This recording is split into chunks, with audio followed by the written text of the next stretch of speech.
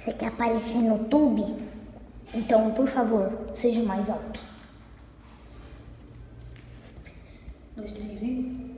Fala galera, beleza? Quem tá falando hoje é Pedro Henrique, trazendo mais um vídeo pro canal, galera. E hoje estamos com uma participação especial dele. Você deve estar perguntando quem? Ele é tão pequeno que vocês nem conseguem ver. Essa criatura aqui, Jaime, o meu cachorro. E... Galera, hoje eu vou fazer um vídeo, um dia com o meu cachorro, beleza? Então, já vai deixando seu like, se inscrevendo no canal. E uma das coisas que ele faz é quando ele toca a campainha ele late. Para de latir? Beleza, agora sim, vamos lá pro vídeo. Galera, uma das coisas que ele gosta de fazer é comer. Comer e comer.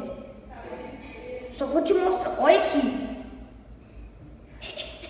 Vamos ver se ele gosta. Ó, galera, chama bistequitos isso aqui. Ele gostou pra caramba, ó.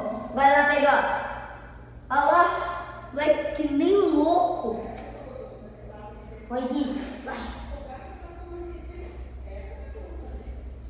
Vai mandar uma desanimação. É quando não tá gravando ele. A casa vira um vulcão. Só pra vocês também. Vai lá pegar, vai. Ai, que delícia. Ó, ali, problemas que ele é cego também um pouquinho. Lá, o cachorro. Oi, acertei bem no outro. Deixa eu comer em paz. Deixa eu comer em paz. Minha privacidade. Uma das coisas que eles também têm medo é de bola.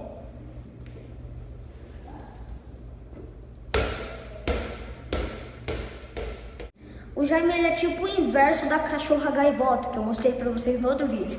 Ó, esse vídeo aqui, ó.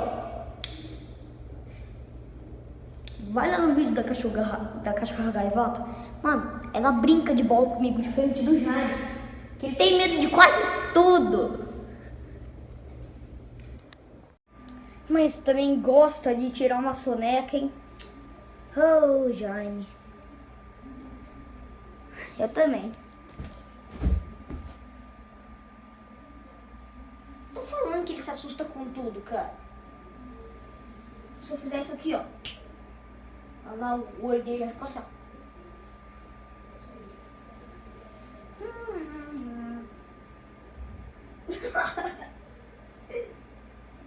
Quanto quilos você pesa? Não sei. 1 grama, né? Você pesa? É, realmente, você pesa 1 grama. Olha isso aqui, velho. Meu mindinho vai pesado que ele. Galera, eu vou ficando por aqui hoje, beleza? Espero que vocês tenham gostado do vídeo com o Jaime.